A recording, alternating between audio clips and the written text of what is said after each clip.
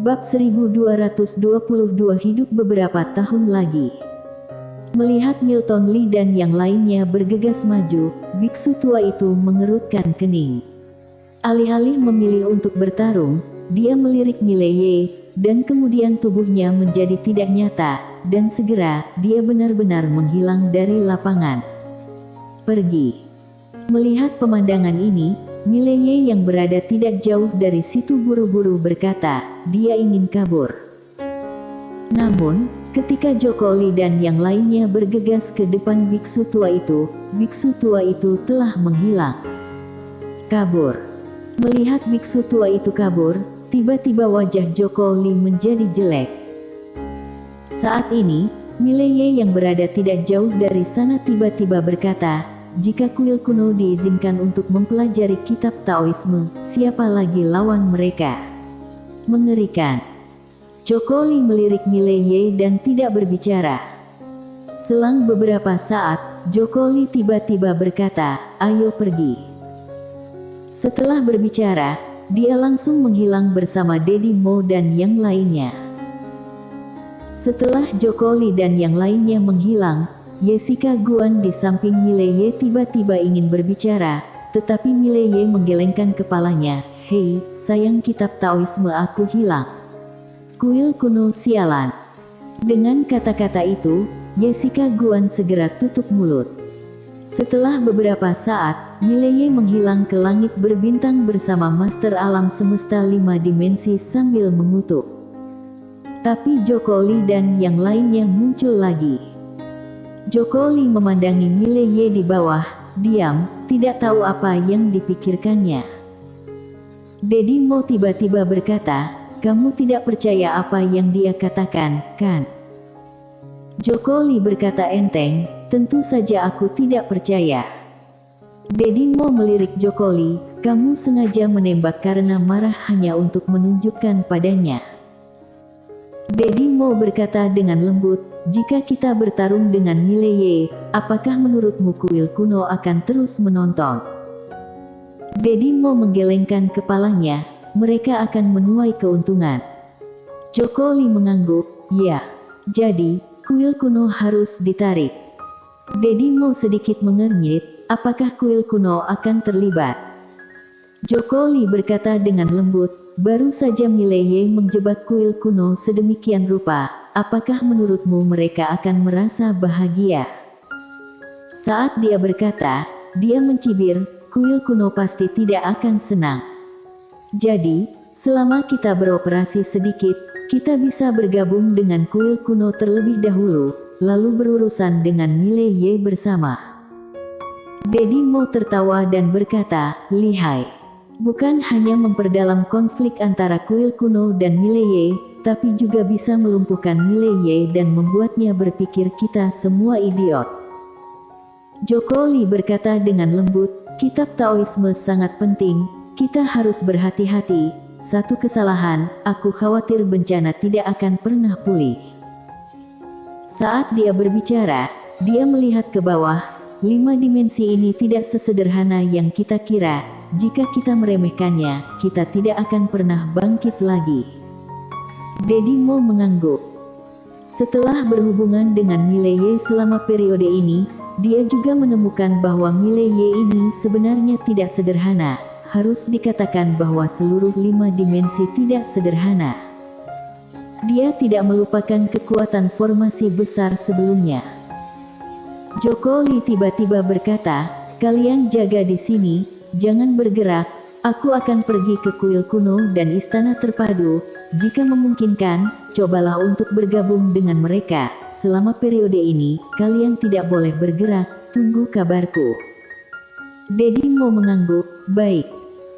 Joko Lee sepertinya memikirkan sesuatu, dan berkata lagi, kirim seseorang untuk menyelidiki Tiandao 5 dimensi, dan lihat situasi seperti apa orang ini. Dedi Mo mengangguk, aku akan pergi sendiri. Joko Lee sedikit mengangguk, lalu menghilang ke langit. Di bawah, Mileye datang langsung ke pegadaian, dan hanya ada Monik Qian di pegadaian. Monik Qian memandang Mileye, kuil kuno tidak mudah. Mileye mengangguk. Monique Qian, apakah kamu tahu asal-usul kuil kuno? Monique Qian menggelengkan kepalanya. Aku tidak tahu, seharusnya dunia Dao juga tidak ada yang tahu tentang mereka. Kekuatan ini sangat misterius. Mileye mengerutkan kening, sangat misterius. Monique Qian mengangguk, tidak ada yang tahu sudah berapa lama mereka ada. Aku hanya tahu bahwa kuil kuno di 6 dimensi inilah yang membuat dunia Dao kami paling ditakuti. Saat dia mengatakan itu, dia menatap Mileye. Aku penasaran mengapa mereka tidak langsung bertindak. Mileye berkata dengan lembut, mungkin dia takut jika dia menyerangku lebih dulu, dunia Dao akan memanfaatkannya. Monique Qian memandang Mileye, itu mungkin. Tapi kurasa mereka takut padamu. Mileye tercengang, lalu tersenyum dan berkata, kenapa kamu takut padaku? Monique Qian menggelengkan kepalanya, kamu juga sangat misterius. Mileye. Monique Qian tiba-tiba berkata, apapun yang terjadi, kamu harus waspada terhadap kuil kuno.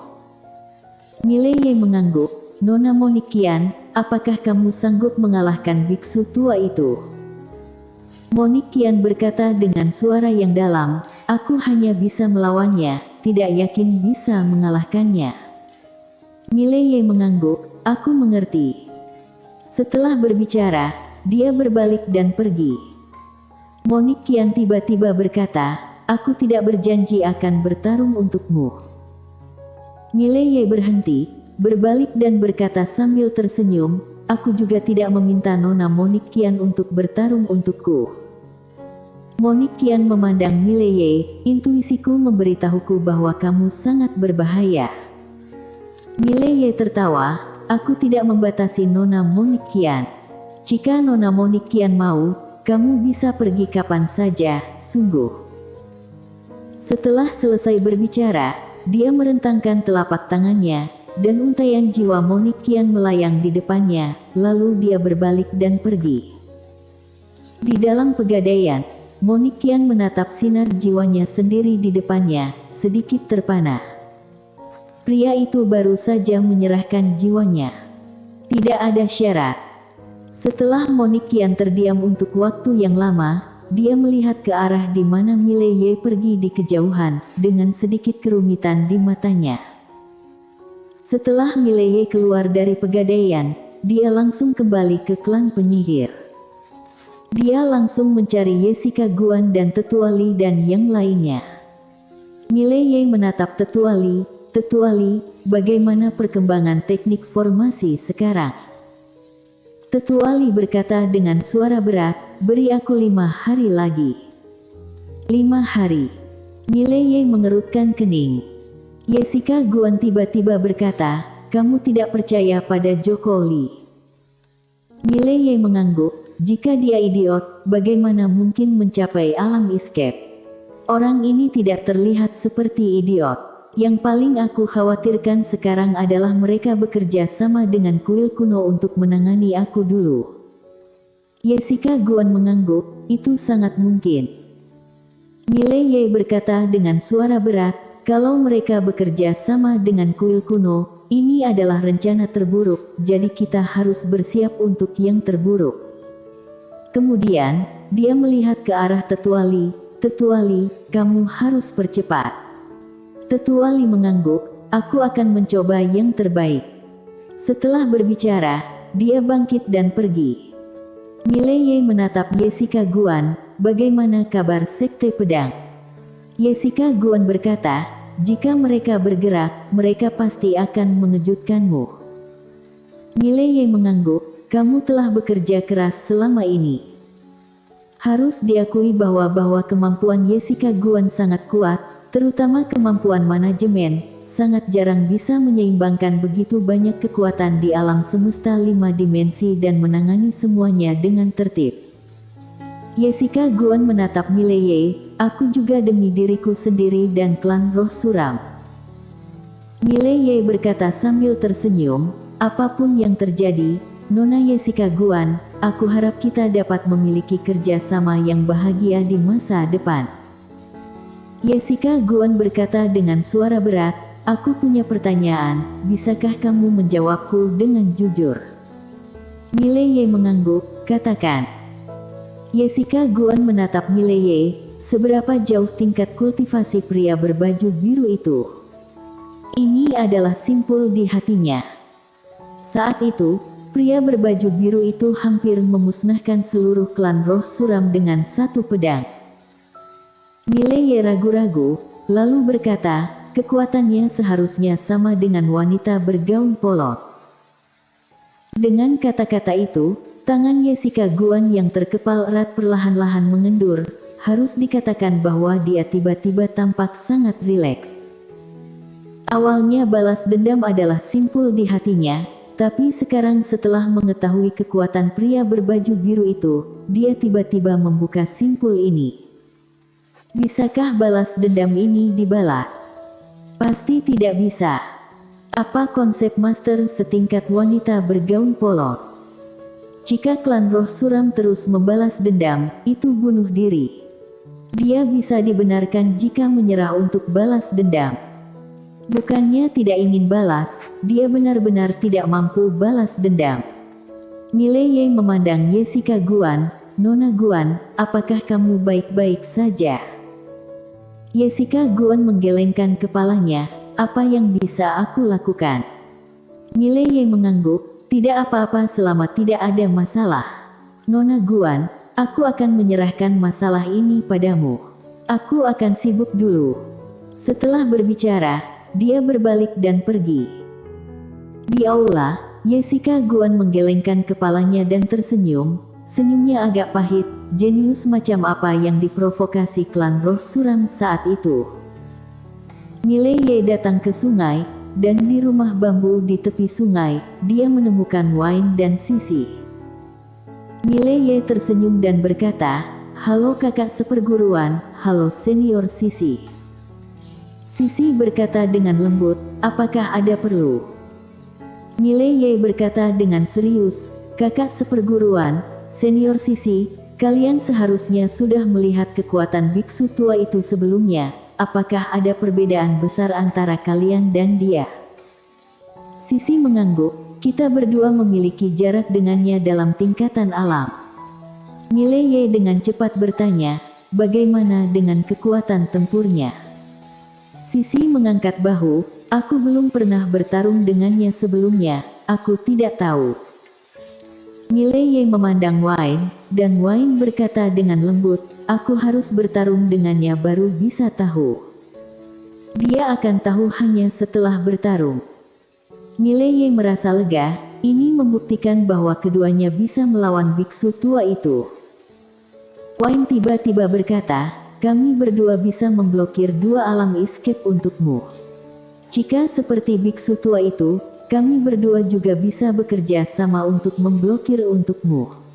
Namun, lawanmu sepertinya lebih dari itu, jadi kamu harus melakukan lebih banyak persiapan, tahu?" Mileye mengangguk, "Aku tahu." Wine mengangguk, "Sibuklah sana. Ketika waktunya tiba, kami akan bertindak." Mileye buru-buru berkata, "Terima kasih kakak seperguruan." Setelah berbicara, dia berbalik dan pergi. Sisi melihat ke belakang Mileye di kejauhan, dan berkata dengan lembut, "Wine, Deknan terlibat dalam masalah ini, aku khawatir kita tidak akan berakhir dengan baik." Wine berkata dengan santai, "Lakukan saja. Untuk apa kamu pikirkan begitu banyak?" Sisi menggelengkan kepalanya, "Apakah orang yang suka minum arak selalu lapang dada?" 6 dimensi. Pada hari itu, Jokoli datang ke Istana Terpadu dan diterima oleh Ketua Aula Pengetahuan Istana Terpadu, Shirley Wen. Di dalam Istana Terpadu, Shirley Wen tersenyum dan berkata, "Ada apa, Yang Mulia?" Jokoli tertawa dan berkata, "Ketua Aula Pengetahuan seharusnya tahu mengapa aku ada di sini." Shirley Wen berkata dengan lembut, "Jujur saja, Istana Terpadu tidak ingin terlibat dalam masalah antara Mileye dan dunia Dao." Jokoli menatap Shirley Wen, Master Aula Pengetahuan, apa kalian tidak mendambakan kitab Taoisme itu? Shirley Wen tersenyum dan berkata, lebih baik tidak. Kalau tidak, itu akan menjadi bencana.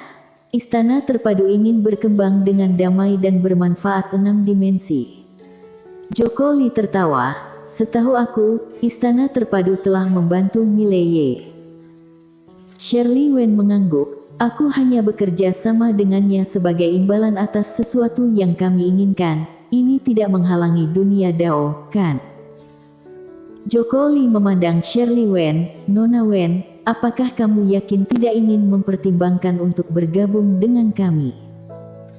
Shirley Wen menggelengkan kepalanya, jika 5 dimensi dan dunia Dao berperang, kami tidak akan ikut campur. Joko Li mengangguk, mengerti. Selamat tinggal. Setelah berbicara, dia berbalik dan pergi. Setelah Joko Li pergi, Shirley Wen berkata dengan lembut, aku ingin hidup beberapa tahun lagi. Bersambung.